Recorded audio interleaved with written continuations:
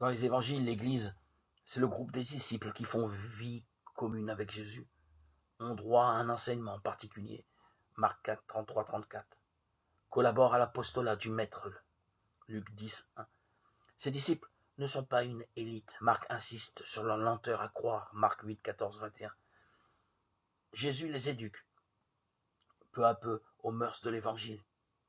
Prier le Père avec confiance, se donner totalement à la cause du royaume de Dieu, servir au lieu de se faire valoir, se pardonner les uns aux autres, aller chercher la brebis perdue, se contenter de ce que l'on a, affronter courageusement les oppositions. Parmi eux, Jésus choisit les 12. Jésus monte dans la montagne et il appelle ceux qu'il voulait. Il va à lui et il en établit 12 pour être avec lui, pour les envoyer prêcher avec pouvoir de chasser les démons.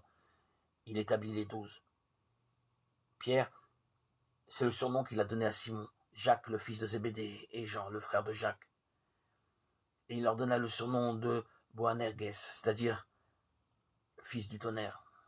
André, Philippe, Barthélemy, Matthieu, Thomas, Jacques, le fils d'Alphée, Thaddée, Simon de Zélote et Judas Iscariote, celui-là même qui le livra, Marc 3, 13, 20.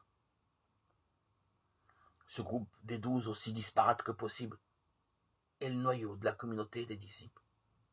Le nouveau peuple de Dieu sera fondé sur le témoignage des 12, compagnons de Jésus depuis le commencement, témoins de sa résurrection. Ils sont envoyés par le Christ pour prêcher l'évangile à toutes les nations.